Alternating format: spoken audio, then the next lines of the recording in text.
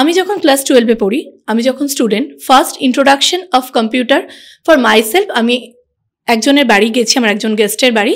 সেখানে গিয়ে দেখছি একটা কোনো মেশিন আছে যেটা কাপড় দিয়ে চাপা দেওয়া আছে। তো আমি বললাম, what is this?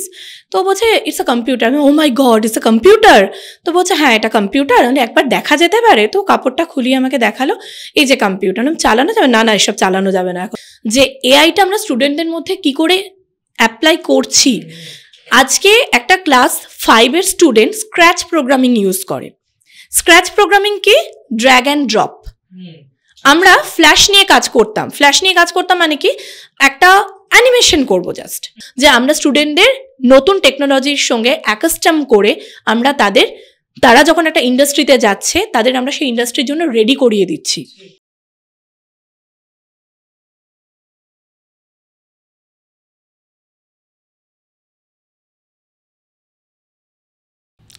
Welcome to another new episode of Student Voice Matters. This is your host Sonalika Goswami. Discussions of emergence of AI, how students are evolving themselves, are quite common. But today's discussion will be from the perspective of a professor, how they are coping up with this ever-fast modifying world of technology, the perks and knives of AI, and how what are the ways they are overcoming it, coping up with the students regarding it. We have with us our guest for today, Amrita Roy, the professor of MC Department of Technomain Salt Lake. Thank you, Amrita Di, for joining us today. Good afternoon. এই যে প্রতিদিন change হচ্ছে, নতুন নতুন technology আসছে, you have been a professor for last 15 years. তো যখন তুমি স্টুডেন্ট ছিলে টিল নাও, আই অ্যাজিউম যে প্রচুর চেঞ্জেস এসছে। তখন কম্পিউটারের কনসেপ্ট কী ছিল, এখন কি আছে, আর কী করে, কতটা পড়াশোনা করতে হয়, নিজেকে কীভাবে আপডেটেড রাখো? দেখো, প্রথম কথা আমার মনে হয় প্রথমেই যেটা মেনশন করা উচিত সেটা হচ্ছে, ইটস আ নিউ এরা। পুরো একটা যুগ চেঞ্জ হয়ে গেছে। আমি যেই সময় কম্পিউটারের সঙ্গে আমার পরিচয় প্রথম, সেইখান থেকে শুরু করলে আজ এই এত বছর বাদে আমার চোখে দেখাই হয়তো একটা গ্রুপ, মানে পুরো যুগ চেঞ্জ হয়ে গেল। And we are lucky enough যে আমরা এটা দেখতে পাচ্ছি। আমি যখন ক্লাস 12-এ পড়ি, আমি যখন student, first introduction of computer for myself, আমি একজনের বাড়ি গেছি, আমার একজন গেস্টের বাড়ি। সেখানে গিয়ে দেখছি একটা কোনো মেশিন আছে যেটা কাপড় দিয়ে চাপা দেওয়া আছে। তো আমি বললাম, হোয়াট ইজ দিস? তো বলছে, ইটস আ কম্পিউটার। আমি, ও মাই গড, ইটস আ কম্পিউটার? তো বলছে, হ্যাঁ, এটা কম্পিউটার, মানে একবার দেখা যেতে পারে? তো কাপড়টা খুলিয়ে আমাকে দেখালো, এই যে কম্পিউটার। চালানো যাবে না? না, এসব চালানো যাবে না। এখন না, বাবা বকবে না। আচ্ছা, ঠিক আছে, চালানো যাবে না, ইটস ওকে। তো তারপরে যখন ক্লাস 12-এর পর ডিসিশন নিলাম যে I want to go with computer science, তো সেখানে গিয়েও আমার কাছে একদমই নতুন, যে একটা কিছুই জানি না যে কম্পিউটারটা খুললে কি হয়, যে কেন মনে হলো যে কম্পিউটার সায়েন্স নিয়ে পড়বে। সেই সময় মানে বিভিন্ন অফিসে কম্পিউটার ইন্ট্রোডিউস হচ্ছে।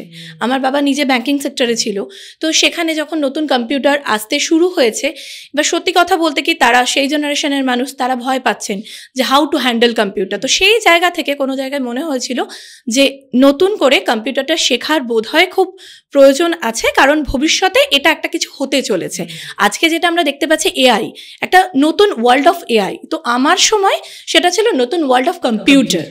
তো সেই চিন্তাভাবনা থেকেই আমার এই জায়গায় আসা। তো সেই দিনটাকে যদি ধরি, সেই দিন থেকে স্টার্ট হয়ে আজ অবধি, আজ একটা বাচ্চা, সে যে ক্লাস 1-এ পড়ে, সে ক্লাস 1-এর বাচ্চা, তার ইন্ট্রোডাকশন হয়ে যায় কম্পিউটার কি, এবং মিনিমাম যেটুকু সে হয়তো তার নিজের নামটুকু টাইপ করতে পারে। তার মানে তুমি ভেবে দেখো, অন্য কোনো গ্যাপের দরকার নেই। ক্লাস 1-এর একটা বাচ্চা, তার কম্পিউটারের ইন্ট্রোডাকশন হলো, ক্লাস 12-এ এসে একটা স্টুডেন্টের কম্পিউটারের ইন্ট্রোডাকশন হলো। তো এই যে টাইমটা, এখান থেকেই তো রিকোয়ারমেন্ট চেঞ্জ হয়ে যাচ্ছে। এবার রিকোয়ারমেন্ট যেখানেই চেঞ্জ হয়ে যাচ্ছে, তখন তার মানে রিকোয়ারমেন্ট অনুযায়ী তোমাকে আপডেট হতে হবে। এবার সেই আপডেট হওয়ার প্রয়োজনেই কিন্তু আজ এতটা টেকনোলজিক্যাল চেঞ্জ। আমরা আমাদের সময় প্রোগ্রামিং করতাম হচ্ছে প্রসিডিউরাল ল্যাঙ্গুয়েজে। এর আগে আমাদের আগের জেনারেশন যারা প্রোগ্রামিং নিয়ে কাজ করেছে, কম্পিউটার ল্যাঙ্গুয়েজ জেনারেলি ইউজ করে বাইনারি নাম্বার, দ্যাট ইজ 0101। এবার এই 0101 এই যে নাম্বারটা, এইটা নিয়ে যারা প্রথম মেশিন ল্যাঙ্গুয়েজ নিয়ে কাজ করেছে তারা এটাকে হ্যান্ডেল করতো। আফটার দ্যাট অ্যাসেম্বলি ল্যাঙ্গুয়েজ আসলো, সেখানে সিম্বল ইউজ করা হতো। দেন প্রসিডিউরাল ল্যাঙ্গুয়েজে কি হলো, ইংলিশ ল্যাঙ্গুয়েজকে মোর মানে সিস্টেমেটিক্যালি প্রোগ্রামিংয়ে ইমপ্লিমেন্ট করা হলো। সেখানে আমরা কি করতে পারছি, আমরা মানে ইউজারের পক্ষে অনেকটা ইজি হয়ে গেল হ্যান্ডেল করা। যখন ধরো C, C plus plus, FORTRAN, মানে সি প্লাস প্লাস না, সি প্লাস প্লাস পরে এসেছে, C, Q basic, GW basic, এই ধরনের জিনিসগুলো, এটা আমার স্টুডেন্ট লাইফে প্রথম এটা নিয়ে ইন্ট্রোডাকশন হলো। তো তারও কিছু ডিসঅ্যাডভান্টেজ ছিল, আমরা অনেক কিছু করতে পারতাম না, রেস্ট্রিকশন ছিল সেই জায়গাটা। তারপর দেখা গেল যে object oriented programming, C plus plus বা ভিজুয়াল স্টুডিও ইমপ্লিমেন্ট হলো। সেখানে কি সুবিধা হলো, সেখানে প্রোগ্রামিংটা বোঝাটা একটু ইজি হয়ে গেল, মানে ওটা নর্মাল ল্যাঙ্গুয়েজে আসতে শুরু করলো। বা ধরো একটা আউটপুটকে আমরা, একজন প্রোগ্রামার যখন একটা আউটপুট লিখছে, সেটার ইউজার ইন্টারফেসটা সুন্দর করে ইউজারের কাছে রিপ্রেজেন্ট করার জন্য অনেক বেশি টাফ ছিল, তার জন্য অনেক প্রোগ্রাম লিখতে হতো। কিন্তু ভিজুয়াল স্টুডিও যখন ইমপ্লিমেন্ট হলো, একজন প্রোগ্রামার প্রোগ্রামটা করার আগে তার আউটপুট স্ক্রিনটা সে কেমন করতে চাইছে সেটা জাস্ট ড্র্যাগ অ্যান্ড ড্রপ করে সে সেটা তৈরি করে নিতে পারলো। এতে কি হলো, এটা ইউজারের জন্য সুবিধা হয়ে গেল এবং একজন প্রোগ্রামারের জন্য সুবিধা হয়ে গেল, তাকে কম কোড লিখতে হলো। এবার কম কোড লেখার একটা সুবিধা আছে, সেটা হচ্ছে সব দিক থেকে সুবিধা আছে। অ্যাজ এ প্রোগ্রামার আমার সুবিধা যে আমি একটা প্রোগ্রাম লিখছি, আমাকে কম কোড লিখতে হলো। অ্যাজ এ কোম্পানি তাকে কম সময় দিতে হলো একজন প্রোগ্রামারকে, কারণ একটা 100 লাইন্সের কোড লিখতে যে সময় লাগবে, একটা 50 লাইন্সের কোড লিখতে ন্যাচারালি কম সময় লাগবে, এটা তো স্বাভাবিক ব্যাপার। তো এই টেকনোলজিক্যাল আপডেট যেগুলো হতে থাকলো, মানে up to C, C plus plus, visual basic, just like that, এই অবধি কিন্তু একরকম ছিল। তারপরের রিকোয়ারমেন্টটা যেটা আসলো সেটা হচ্ছে যে they need to implement human intelligence in the programming language. এই জায়গাটা থেকেই তখন প্রয়োজন হলো যে আমরা এত স্ক্যাটার্ড থাকবো না, আমরা procedural language, object oriented language, এত কিছু ছড়িয়ে ছিটিয়ে থাকবো না, আমরা সবকিছু একসাথে পাঞ্চ করব, পাঞ্চ করে নতুন কিছু একটা ইমপ্লিমেন্ট করব। তো রিসেন্ট চলছে, নাম শুনে থাকবে পাইথনে কাজ হচ্ছে, সেখানে কিন্তু সাম পার্ট অফ এআই ইমপ্লিমেন্ট করা হয়েছে।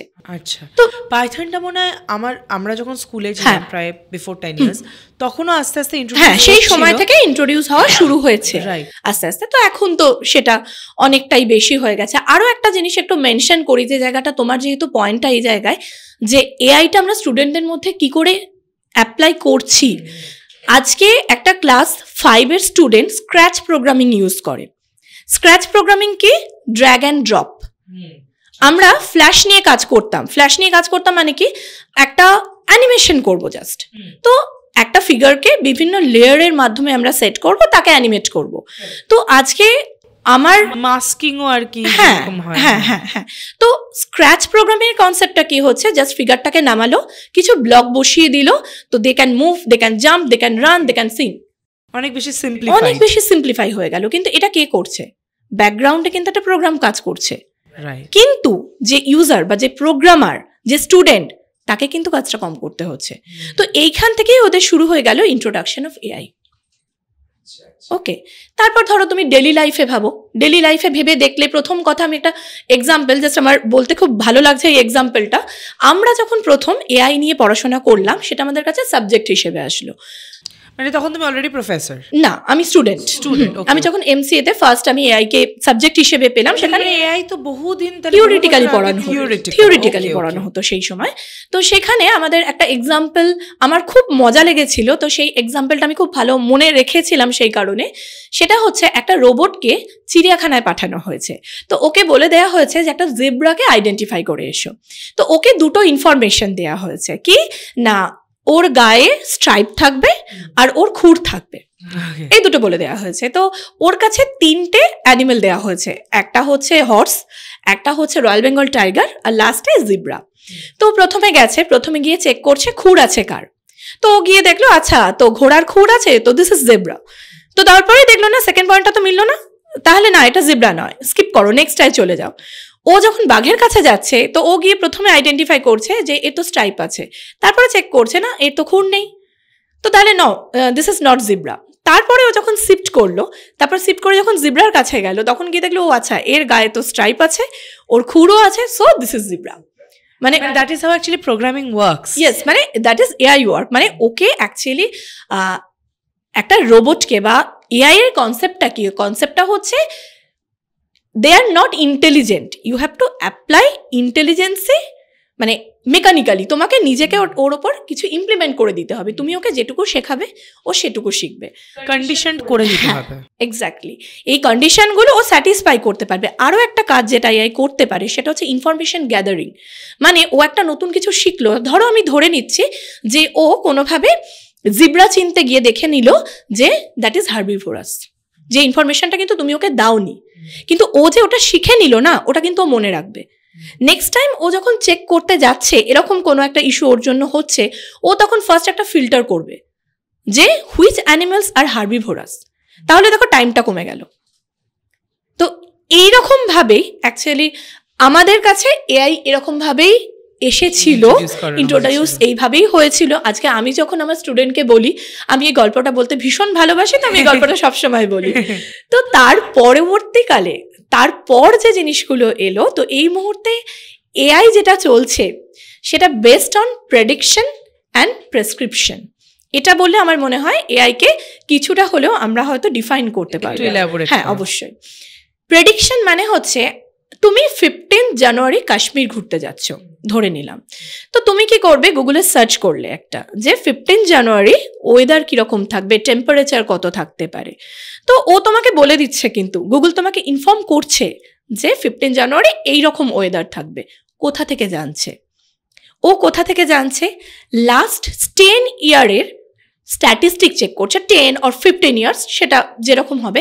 তো ও সেই স্ট্যাটিস্টিকটা চেক করছে কীরকম ছিল 15 জানুয়ারিতে কাশ্মীরের ওয়েদার কীরকম থাকে। তো সেটা নিয়ে ও পয়েন্ট বার করছে, একটা গ্রাফ তৈরি করছে, একটা প্যাটার্ন তৈরি করে নিচ্ছে, এবং ওই প্যাটার্নটা দেখে হি তো নয়, it can able to take its decision যে কামিং 15 জানুয়ারি স্ট্যাটিস্টিক অনুযায়ী এরকম কিছু একটা হতে পারে। আচ্ছা, তো এটা হচ্ছে প্রেডিকশন অ্যান্ড প্রেসক্রিপশন হচ্ছে এটা হতে পারে। প্রেসক্রিপশন বলতে গেলে আরো বেটার এক্সাম্পল হচ্ছে, এখন দেখবে অনেক সময় আমরা দেখতে পাই যে আমরা ডক্টরের কাছে গেলাম না, কিছু মেডিসিন আমরা অনলাইন প্রেসক্রিপশন নিলাম যে আমার এই সিমটমস আছে, তার এগেনস্টে আমি কি মেডিসিন খাবো। তো এটাও একটা এক্সাম্পল হিসেবে তুমি ধরতে পারো, মানে টেকিং ইউর ডিসিশন অ্যান্ড মানে basically checking the statistic and taking your decision, এটা হচ্ছে ব্যাপার আর কি। তো এই যে এই আপডেটগুলো করতে হয়, নিজেকে এগুলোর ব্যাপারে ইনফর্মড রাখতে হয় যে এখন স্টুডেন্টদের আমাকে এটা পড়াতে হবে, এখন সিলেবাসে এটা, তার জন্য নিজেকে কত ঘন্টা পড়াশোনা করতে হয়? দেখো, কত ঘন্টা পড়াশোনা মানে এইটা বেশ একটা সুন্দর কোয়েশ্চেন। ম্যাটার ইজ দ্যাট যেটুকু সময় তুমি পাচ্ছ, ডে টু ডে এত আপডেট হচ্ছে, এই কথাটা বলা হয়তো আমার ঠিক না, but I want to mention, তুমি সবসময় যদি এগুলো নিয়ে পড়াশোনা করতে পারো, that will be good for you. কারণ আজকে আমি যে টেকনোলজিটা যে ওয়েতে ছিল, কালকে এটা চেঞ্জ হয়ে যেতে পারে। আজকে সব থেকে বড় কথা, আমি যদি স্টুডেন্টের রেসপেক্টে ধরো একটা student computer science, BCA, MCA, যে কোনো সিলেবাস সে নিয়ে পড়াশোনা করছে। আজকে যে স্টুডেন্টটা কলেজে ভর্তি হলো, সে যে সিলেবাসটা ফলো করছে, সেই সিলেবাসটা আফটার 2 ইয়ার্স সেম কিন্তু থাকবে না। মানে তুমি অ্যাপ্লিকেশনও অনেক চেঞ্জ, পুরো অ্যাপ্লিকেশন চেঞ্জ হয়ে যাচ্ছে। আজকে আমি যেটা পড়ছি সেই সিলেবাসটা 2 বছর আগে তৈরি হয়েছে, এই 2 বছরটা টেকনোলজি পুরো চেঞ্জ হয়ে গেছে। সেই জন্য তোমাকে সবসময় আপ টু ডেট থাকতে হবে, এবং মানে লাকিলি আমাদের স্টুডেন্টরাও কিন্তু সেটা করছে। দে আর ম্যাচিওর এনাফ, তারা সবসময় চেষ্টা করছে নতুন কি টেকনোলজি আসছে বা নতুন কি হচ্ছে, মানে out of the syllabus, out of the track, তারা কিন্তু এটা নিয়ে ভাবছে। এটাই সব থেকে পজিটিভ আমাদের কাছে। আমাদের তরফ থেকে আমরা যেটা করি সেটা হচ্ছে, সিলেবাস তো আপ টু ডেট হয়েইছে, যে সিলেবাসে এতদিন পড়াশোনা হয়েছে, রিসেন্ট সিলেবাস কিছু চেঞ্জ হয়েছে, এবং তার সঙ্গে আমরা কিছু সেমিনার অর্গানাইজ করি। রিসেন্ট ট্রেন্ড, রিসেন্ট টেকনোলজি, এখানে এক্সপার্টরা আসছেন, স্টুডেন্টদের আমরা বোঝানোর চেষ্টা করছি। ইভেন টিচাররাও বিভিন্ন ধরনের সেমিনার অ্যাটেন্ড করছেন, তারা এফডিপি করছেন, যাতে রিসেন্ট কি চেঞ্জেস হচ্ছে। এবং সবথেকে বড় কথা, আজকে আমার একটা স্টুডেন্ট এখান থেকে পাশ করে বেরিয়ে কিন্তু তাকে একটা ইন্ডাস্ট্রিতে যেতে হবে, যেটা কমপ্লিটলি একটা ডিফারেন্ট ফিল্ড, এবং সেই জন্য সে নিজেকে কি করে আপগ্রেড করবে, নিজেকে কি করে আপ টু ডেট থাকতে হবে, সেটা কিন্তু বুঝতে হবে। এবং আরও একটা জিনিস তার কাছে বোঝাটা ভীষণ important, application of AI in my life. Application of data science in my life. একটা জিনিস বলি, সেটা হচ্ছে ধরো তুমি আজকে গুগলে, এখন শীতকাল চলছে, কোনো কারণে তুমি হয়তো এমন একটা জায়গায় ঘুরতে যাচ্ছ যেখানে খুব টেম্পারেচারটা গরম টেম্পারেচার, তো তুমি সেরকম জায়গার জন্য তুমি আমব্রেলা সার্চ করলে, এই যে কেমন কেমন আমব্রেলা হয় বা ওখানে কি কি ড্রেস হয় এরকম কিছু দেখলে, তো just jump to Amazon, just jump to Flipkart, তুমি দেখবে তোমাকে দেখাচ্ছে, সাজেশন দিচ্ছে, হোয়াট ইজ ইউর রিকোয়ারমেন্ট, তোমার ছাতা খুঁজেছো তো টেক দ্য ছাতা, মানে ছাতার অ্যাক্টিভিটি পুরো ট্র্যাক হচ্ছে। এটা কিন্তু একটা ডিসঅ্যাডভান্টেজ। এটা নিয়ে তোমাকে আমি একটা, মানে এটা কোইন্সিডেন্স নাকি আমি জানি না, তবে আমি একটা জায়গায় আছি, তো আমি একটা কাজ করছি, তো আমার পাশে একজন বসা, তো আমি তাকে বলছি যে মানে সে একটা ফোন বার করেছে, তো আমি বলছি যে কতদিনের অ্যান্ড্রয়েড কিনবে বা একটা আইফোন কেনো, এরকম ইয়ার্কি মেরে বলছি। তো বলছে যে যেই দিন আমি আইফোন কিনবো, একদম লেটেস্ট আইফোনটাই কিনবো। এরকম একটা মজার কথা চলছে, জাস্ট কনভারসেশন, মানে আমার হাতে আমার ফোনটা, আমি কিছু করছিও না ফোনে। ও তুমি বিশ্বাস করবে, আই ডোন্ট থিঙ্ক 5 মিনিটসও হয়েছে, আমার ফোনে একটা অটোমেটেড মেসেজ ঢুকলো, are you willing to purchase updated latest iPhone. আমি মেসেজটা পুরো ওকেও দেখালাম যে ইজ ইট কোইন্সিডেন্স নাকি এগুলো রেকর্ড হয়, এবং এটা রেকর্ড হয়। আমাকে বললো যে আমি আমার মায়ের সঙ্গে 2 দিন আগে কথা বলছিলাম অ্যাবাউট মোটর বাইকস, তারপরেই যখন গুগল সার্চ করছি দেখছি সাজেশনে লেটেস্ট মোটর বাইকসের অ্যাডভার্টাইজমেন্ট। কোনো একটা অ্যাপস তুমি যখন ইউজ করেছো, সেখানে তুমি তোমার মাইক্রোফোনটা অন করেছিলে, যেটা তুমি অফ করতে ভুলে গেছো, তো for that they are capturing your data. মানে this is scary, obviously this is very scary. মানে আজকে আমার পার্সোনাল লাইফ বলে কিছু থাকছে না, মানে সবটাই আমি যদি সিকিওর না হই, আমি যদি কিছু ফিচার অন না করি যেগুলো আমার ডেটাগুলোকে ক্যাপচার করতে পারবে না, এই ধরনের কিছু, এবং এই চিন্তাভাবনা আমি বলবো না, সকলের মধ্যে এই ভাবনার জায়গাটাই কম, হয়তো সেটার প্রচার কম বা এরকম কিছু হতে পারে। আমরা কিন্তু অনেক ফিচার যেগুলো আমাদের অবশ্যই লক করে রাখা উচিত, সেগুলো কিন্তু আমরা করি না। আমাদের কুকি ক্লিয়ার করা উচিত, আমরা কিন্তু করি না। সেই জন্য আমাদের ডেটা যেটা থেকে যাচ্ছে, সেই ডেটাটা কিন্তু কোম্পানিগুলোর কাছে পাস হয়ে যাচ্ছে। একটা জাস্ট খুব মজার একটা বিষয় আলোচনা করি, আমার ঠিক মনে পড়ছে না what was the source, maybe আমি কোনো সোশ্যাল নেটওয়ার্কিংয়ে বা কোনো পেপারে পড়েছিলাম। তো এইরকমই একটা টপিকের উপর একজন ভদ্রলোক বলছে, জাস্ট ফর জোক আমি গুগল ক্রোম খুলে সার্চ করছি যে what is the price of Victoria. তো আমি দেখছি অ্যামাজন খুলে আমাকে, মানে সরি নট অ্যামাজন, তার পরের দিন থেকে আমাকে ফেসবুকে শো করাচ্ছে প্রাইস অফ হেলিকপ্টার। মানে এক্স্যাক্টলি। তো ও বলছে যে আমি না সারপ্রাইজ হয়ে গেলাম, এটা কি হচ্ছে, এবং দিনের পর দিন এটাই আসছে। তো বললো, আমি ভাবলাম এটাকে ম্যানেজ করবো কি করে, এটা তো কিছুতেই আমি নোটিফিকেশন ম্যানেজ করতে পারছি না, আমি এটা নিতেও পারছি না যে আমাকে হেলিকপ্টার দেখানো হচ্ছে। তো ফর দ্যাট নেক্সট ডে আমি কি করলাম, হাওয়াই চটি সার্চ করলাম। তো তারপর দেখি মানে যা মানে শো করানো হচ্ছে আমাকে, that is good for me. মানে এআই হয়তো বুঝে গেল না, ঠিক আছে, মানে আমি কাকে কি দেখাচ্ছি এটাও তো বুঝতে হবে না, এটা তো এআই বুঝতে পারছে না, বিকজ মানে ও ইমোশন বোঝে না, ও শুধু মেকানিক্যাল ব্যাপার স্যাপার বোঝে। এবং এআই এর আরেকটা ব্যাপার আছে, সেটা হচ্ছে মানে বলা হয় যে এআই রুটিন, মানে ডে টু ডে রুটিনটাকে ইমপ্লিমেন্ট করতে পারে, সেটুকু মানে তোমাকে বলতে পারে, সেটুকু তোমাকে জানাতে পারে, বাট ও কোনো স্ট্র্যাটেজিক প্ল্যানিং করতে পারে না। তোমার যে কি দরকার সেটাও বুঝবে না, কিন্তু ও যেটা শুনেছে সেটুকুই ও তোমাকে রিপ্রেজেন্ট করবে। ঠিক কথা, ও ইনোভেটিভ হয়তো ভাবতে পারে না। মানে আমরা যখন হয়তো কিছু একটা তার থেকে কোনো একটা জিনিস তাকে কমান্ড করছি, আমাদের হয়তো তাদেরকে পুরোটা যদি না বুঝিয়ে দেয়, সে কিন্তু কোনোদিনও আমার অবশ্যই তাই। আচ্ছা, তুমি যে বললে ক্লাস 1-এ একটা বাচ্চা যে কম্পিউটার জানছে, আর যেই বাচ্চাটা মানে তোমার ক্ষেত্রে ক্লাস 12-এ তার রিকোয়ারমেন্ট ভীষণ আলাদা।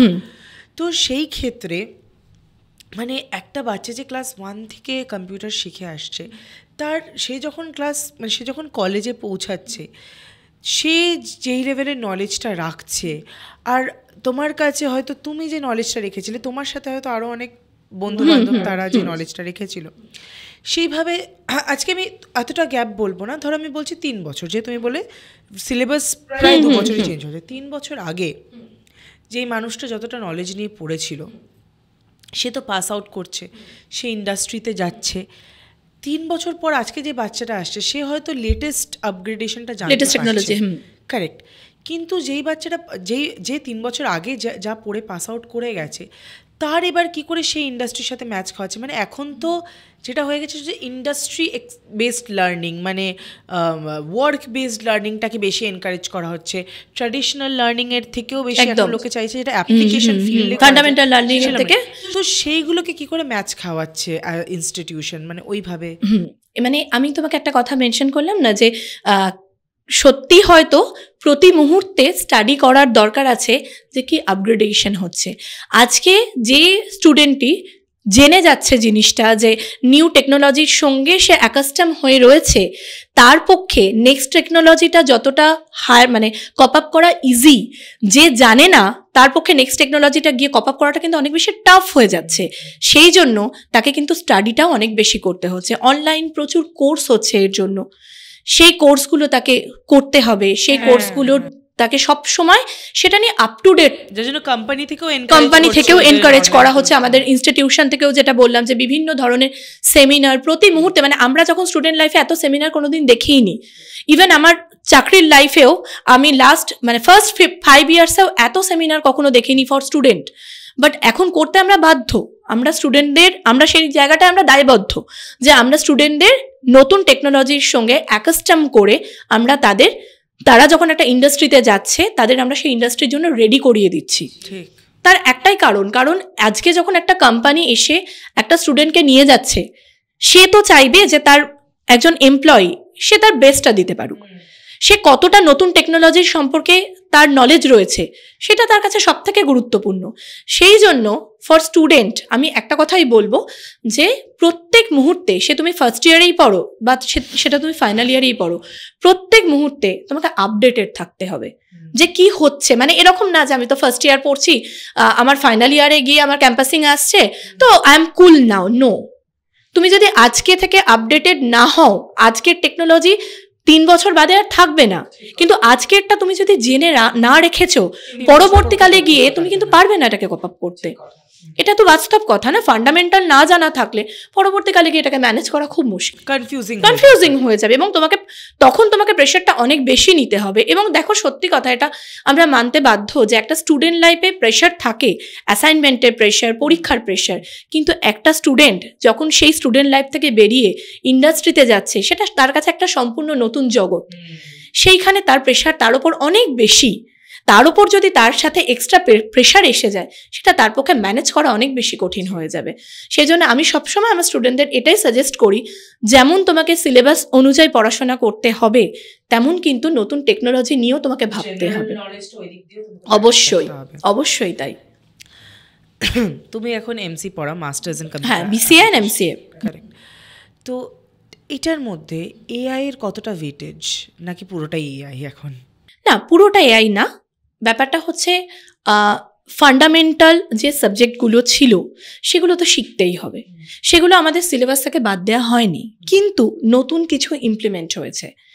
যেমন ধরো cyber security, cloud computing, AI, এই ধরনের যে সাবজেক্টগুলো, বা ধরো এখন নতুন একটা স্ট্রিম খোলা হয়েছে যেটা আগে ছিল না, সেটা হচ্ছে AIML, AI and machine learning. তো এগুলো করার পিছনে একটাই কারণ, সেটা হচ্ছে নতুন টেকনোলজির সঙ্গে তোমাকে আপ টু ডেট থাকতে হবে। আর যদি বলো আমাদের স্টুডেন্টকে আমরা কিভাবে এটা শেখাচ্ছি, তো সিলেবাস অ্যাডেড, নতুন কিছু সাবজেক্ট চলে এসেছে, তাদের সেই সাবজেক্টগুলো পড়ানো হচ্ছে এবং চেষ্টা করা হচ্ছে যতটা অ্যাপ্লিকেশন বেস সেই জিনিসটা তাদের পড়ানো যায়। যেমন ধরো আজকে ওরাকেল কাজ করেছে কি, পার্টিকুলার একটা টাইপ অফ ডেটা, মানে টেবল, একটা ট্যাবুলার ফরম্যাটে সে ডেটা রাখতো। এখনকার জেনারেশন যেটা করছে বা যেটা করতে আমরা বাধ্য হচ্ছি, সেটা হচ্ছে ডেটার ফরম্যাট কিন্তু সেম থাকছে না। টেক্সট ফরম্যাট আছে, পিকটোরিয়াল ফরম্যাট আছে, ভয়েস আছে, অডিও আছে, and you have to manage all the datas. আগে একটা পার্টিকুলার সোর্স ছিল, ম্যানুয়ালি আমরা ডেটা কালেক্ট করতাম, এখন কিন্তু গোটাটাই হয়ে গেছে ডিজিটালি। তো ডিজিটালি তোমাকে যখন ডেটা কালেক্ট করতে হচ্ছে, সেটা অনেক বেশি ভাস্ট হয়ে গেছে। তো তোমায় যেমন ডেটা কালেক্ট করতেও জানতে হবে, তোমাকে ডেটা হ্যান্ডেল করতেও জানতে হবে। সুতরাং এই বিষয়গুলো মাথায় রেখে সবসময় কিন্তু টেকনোলজিক্যাল আপডেট থাকতে হবে। আরও একটা বিষয় আমি মেনশন করি, হয়তো সবসময় তোমার ইনস্টিটিউশন তোমাকে সেই জিনিসটা বলছে না, বা হয়তো তুমি যেটুকু না এতটা বলা সবসময় পসিবল নয়, কারণ একটা সিলেবাসের টাইম আছে, একটা সেমিস্টারের টাইম আছে, সবসময় সবটা ম্যানেজ করা পসিবল নয়। কিন্তু লাইফ ইজ ইয়োর, সেই জন্য তোমাকে আপ টু ডেট থাকতে হবে।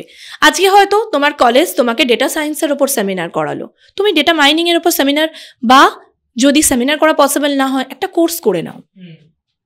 তোমাকে আপ টু ডেট থাকতে হবে, সবসময় থাকতেই হবে। এর বাইরে কোনো রকম কোনো একদম তোমাকে পিছিয়ে পড়তে হবে, এবং পিছিয়ে পড়াটা এত খারাপভাবে পিছিয়ে পড়া, তোমাকে সেই মোমেন্টে ম্যানেজ করাটাই খুব মুশকিল হয়ে যাবে পরবর্তীকালে গিয়ে। After certain period of time, মানে ক্লাস 1-এর বাচ্চা কম্পিউটারটাকে যতটা অ্যাডাপ্ট করতে পারছে বা টেকনোলজি চেঞ্জটা যতটা অ্যাডাপ্ট করতে যাচ্ছে, মানুষের বয়সের সাথে তো অ্যাডাপ্টেবিলিটিটা কমে যায়, ইন্টেলিজেন্স কোশেন্টের যে অ্যাডাপ্টেবিলিটি সেটাও কমতে থাকে। তো আফটার আ সার্টেন পিরিয়ড এতটা চেঞ্জ কি গ্রাস্প করতে পারে লোকজন? দেখো, সত্যি কথা বলতে কি, এখনো অবধি আমার সমসাময়িক যারা, তাদের পক্ষে হয়তো পসিবল হচ্ছে, বাট সত্যি কথা আমি জানি না মোস্ট সিনিয়র যারা, তারা কতটা এটাকে অ্যাকসেপ্ট করছেন। কিন্তু তাও সেখানে আরও একটা কথা চলে আসে, তারা ফান্ডামেন্টালি এত বেশি নলেজেবল যে নতুন কিছু তাদের অ্যাবজর্ব করতে অতটা কষ্ট করতে হচ্ছে না। আজ একদম রুটটা এতটাই স্ট্রং রয়ে গেছে তাদের। নতুন টেকনোলজি ঠিক আছে, হয়তো আমার সময় লাগলো অ্যাজ পার মাই এজ, কিন্তু তারা সেটাকে নিয়ে নিতে পারছে। এটুকু অন্তত আমার অভিজ্ঞতা এটুকুই বলছে আর কি।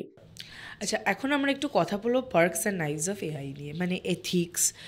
এই যে যতটা আমাদের এআই কাজটাকে সাহায্য করে দিচ্ছে, কাজ কমিয়ে দিচ্ছে, মানে স্কুল, আমার এডুকেশনাল লাইফে আমি কোনোদিনও চ্যাটজিপিটির অ্যাপ্লিকেশন ইউজ করিনি, মানে অতটা জানতাম না কী করে করতে হয়, বা অতটা চল খুব কম ছিল চ্যাটজিপিটির। কিন্তু এখন রিসেন্টলি কাজের লাইফে ঢুকে আমি দেখছি, এখন জানতে পারছি চ্যাটজিপিটি জিনিসটা কী, এটার ইউসেজ কী, এবং অনেক ক্ষেত্রে এটা যেরকম সাহায্যও করে, আমি এটা শুনছিও যে এটা অনেকভাবে মিসইউজও করা যেতে পারে। তো একটু যদি কোনো ইনস্ট্যান্স দাও যে কোন দিক দিয়ে ভালো আর কীভাবে মিসইউজ, মানে আনএথিক্যাল ইউজ করে, এবং কিভাবে তোমরা চেষ্টা করো এটাকে এথিক্যাল লাইনে আনার, এটা নিয়ে একটু যদি বলো। প্রথম কথা হচ্ছে, সবকিছুরই খারাপ আছে, ভালো আছে। যখন আগুন আবিষ্কার করা হলো, আগুন দিয়ে তুমি রান্নাও করতে পারবে, আগুন দিয়ে কারোর ক্ষতিও করতে পারবে, দুটোই পসিবল।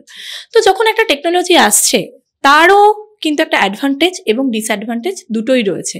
তুমি কোনটাকে ইউজ করবে সেটা হচ্ছে তোমার কাছে বড় কথা। প্রথম কথা, আমি অ্যাডভান্টেজটাই বলি, ভালো দিয়েই শুরু করি।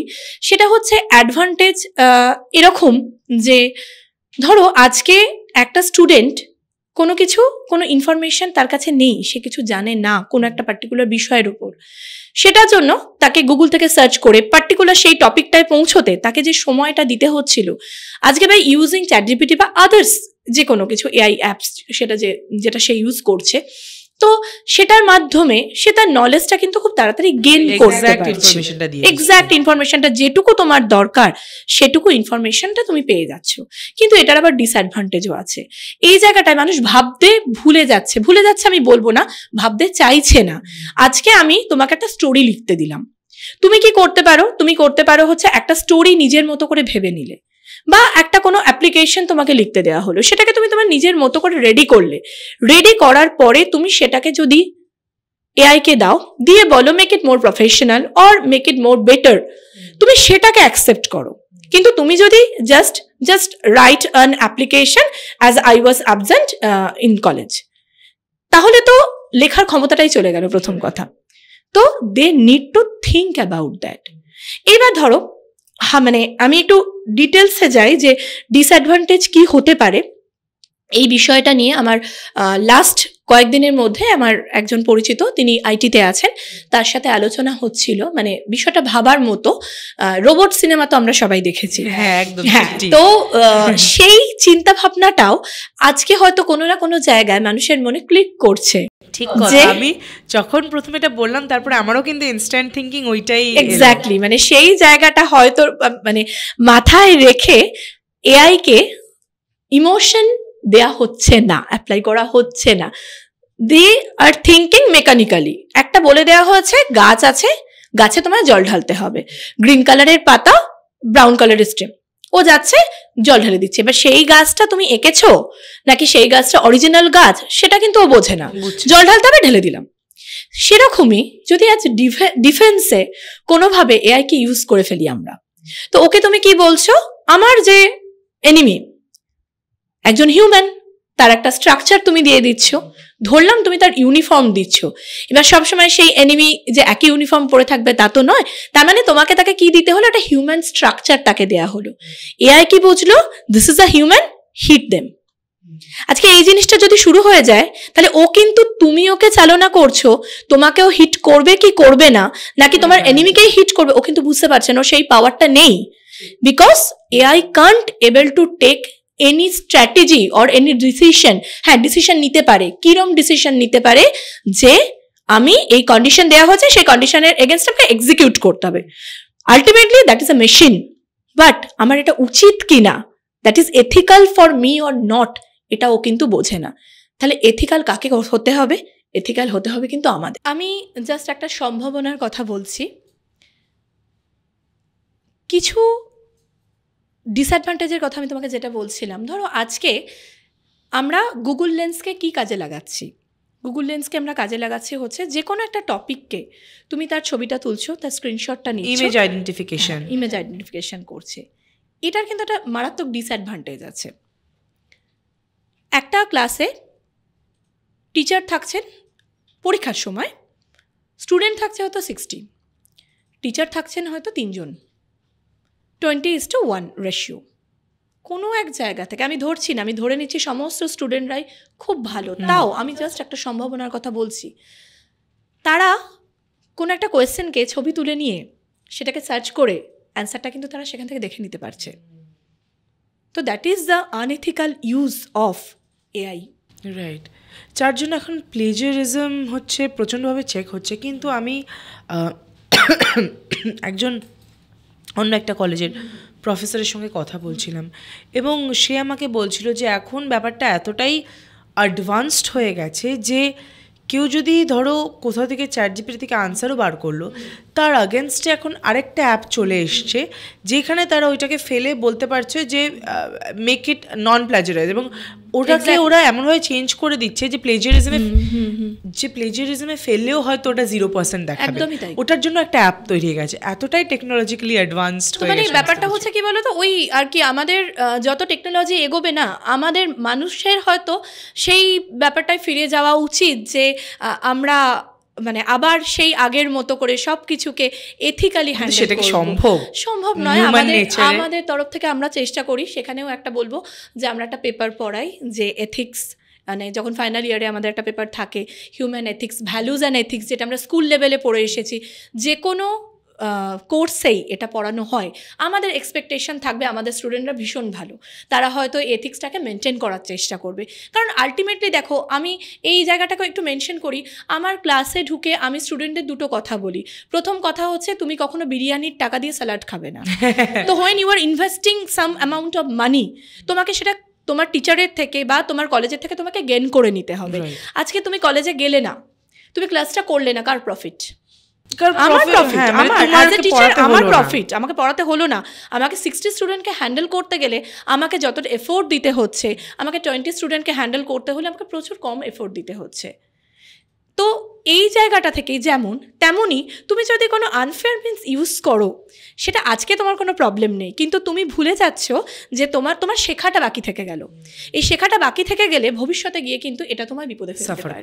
একদমই তাই। তো সেই জন্য আমি এক্সপেক্ট করব সমস্ত স্টুডেন্টরা এটা হয়তো ফিল করবে, তারা হয়তো ভাববে এটা নিয়ে যে AI is not our life, AI is a part of life, obviously very important, but my ethics is my life. এটুকু আমি এক্সপেক্ট করবো সব স্টুডেন্ট। থিঙ্কিংটা যেন এআই রিপ্লেস না করে দেয়, থিঙ্কিংটাকে যেন ওকে ওর মতো থাকতে দাও, কিন্তু তুমি যেন বাড়িতে ফিরে এসে ভাবতে পারো যে I am using AI, AI is not using me. Correct. এইটুকু ডিফারেন্স যেন থাকে, এটাই আমার মনে হয়। আজকাল স্টুডেন্টদের মানে কারিকুলাম থেকে, মানে তোমরা যেরকম বা আমরাই যেরকম এতটা অ্যাডভান্স জিনিসপত্র পড়িনি, তো ওদের মানে কিছু কিছু স্টুডেন্ট আসে যারা এআই অলরেডি জেনে আসে কিছুটা, কেউ কেউ আসে যাদের একদমই নলেজ থাকে না এআই কি। তো সেইটাকে একটা ক্লাসের মধ্যে বসে কিভাবে আইডেন্টিফাই করে এবং কিভাবে ওটাকে বোঝানোর চেষ্টা করানো হয় টেকনোলজিটা, এইভাবে যাতে সবাই আর কি সেম লেভেলে বুঝতে পারে। দেখো আমার মনে হয় মানে অ্যাজ এ টিচার আমি যেটা করার চেষ্টা করি, any topic you have to start from the grassroot level. তোমাকে ধরে নিতে হবে যে তারা হয়তো সবটা জানে না। আমার ক্ষেত্রে আমি যেটা করি, কোনো একটা টপিক শুরু করার আগে কারা কারা জানো, রেজ ইউর হ্যান্ড। তো তারা হাত তুললো, কতটা জানো তুমি, একটু আমরা ডিসকাস করি এটা নিয়ে। তো তারা সেই বিষয়টা নিয়ে একটু আলোচনা করলো, তাতে কি হলো, তাদের বন্ধু বান্ধবদের মধ্যেও তার একটা মনে হলো, এবং তাদের বন্ধু বান্ধবরাও তাকে চিনে গেল যে এই স্টুডেন্টটা এই বিষয়টার উপর জানে। আজকে টিচার বুঝিয়ে দিয়ে চলে যাওয়ার পরে যদি আমার কিছু প্রবলেম থেকে যায়, একজন টিচারকে অ্যাপ্রোচ করার থেকে ওরা প্রথম কমফর্টেবল জোন কিন্তু বন্ধুরা। তো সেই জায়গাটা কিন্তু সত্যি আমাদের খুব হেল্প হয় যে স্টুডেন্টটা কিছুটা জেনে আসছে তার যারা বন্ধুরা আছে তাদের কিন্তু সত্যিই খুব হেল্প করে।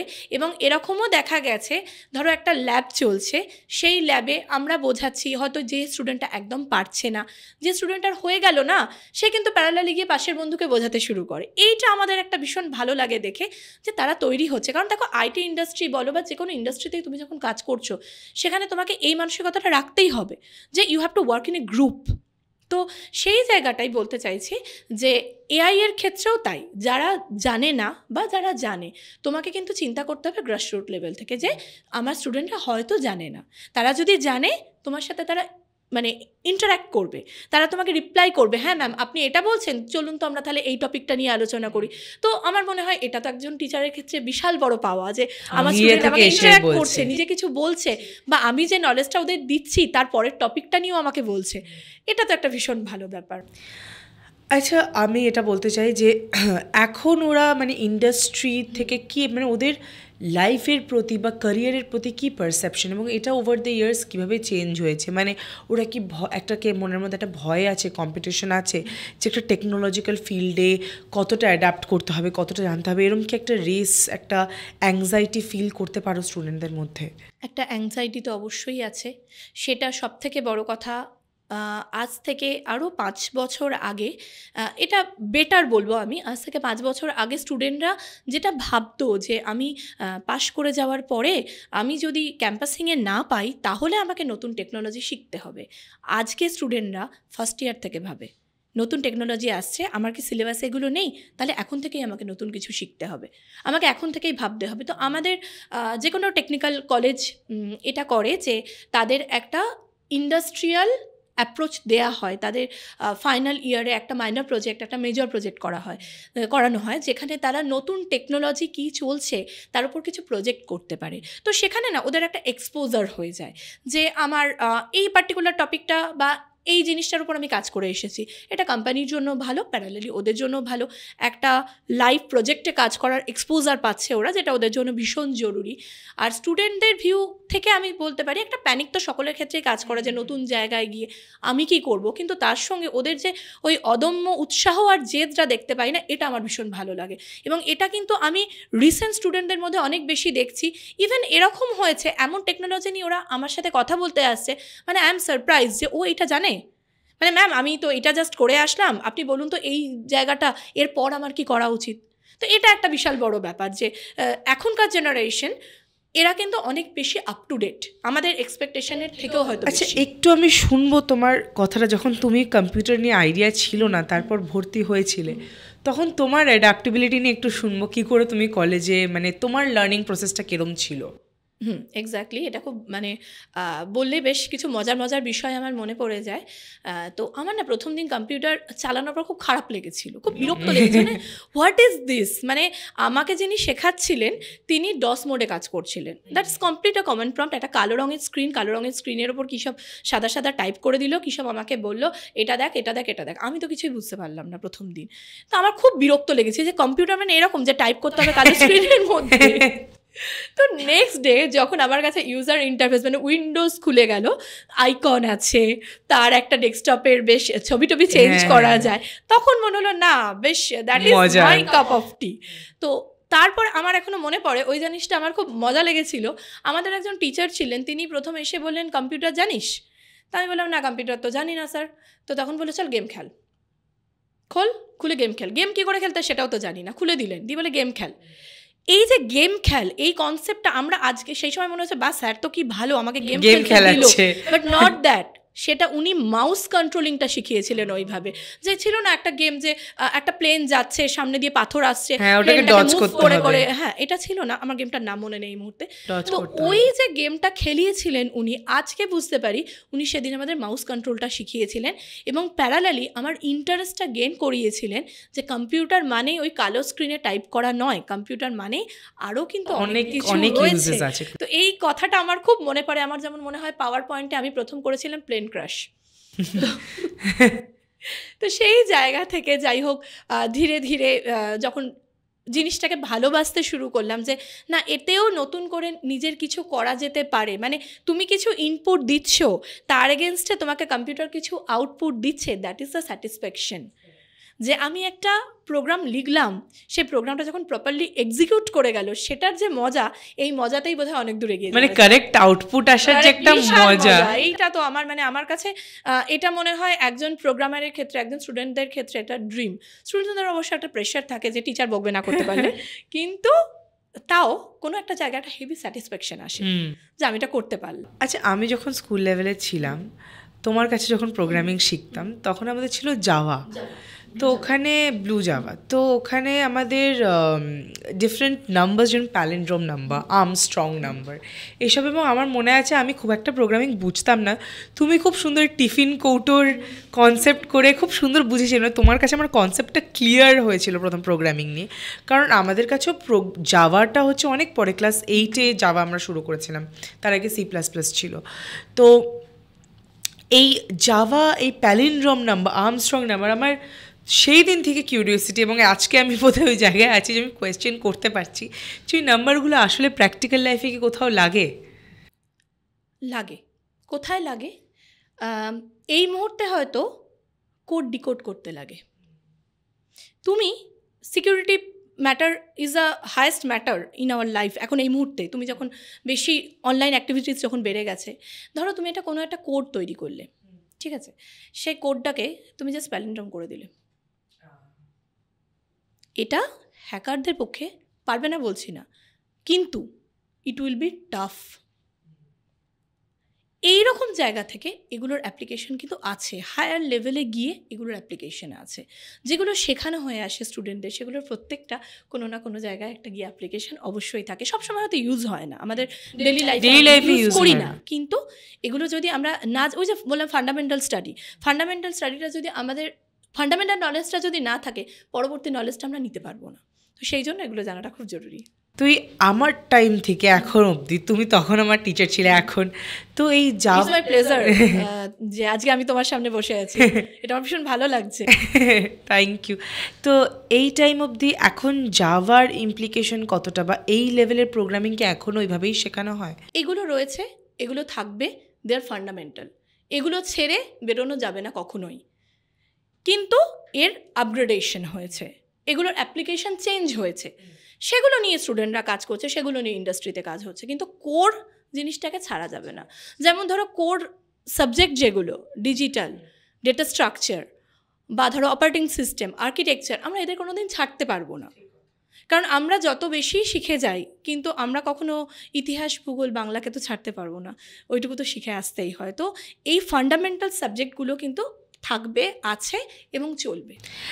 আমরা অলমোস্ট শেষের দিকে চলে এসেছি পডকাস্টের। একটা লাস্ট কোয়েশ্চেন, যদিও এটা ডেফিনেটিভ আনসার জানি না আছে কি না, তবে 5 years পর কোথায় মনে হয় এআইটা গিয়ে, এআইয়ের কনসেপ্টটা গিয়ে দাঁড়াবে?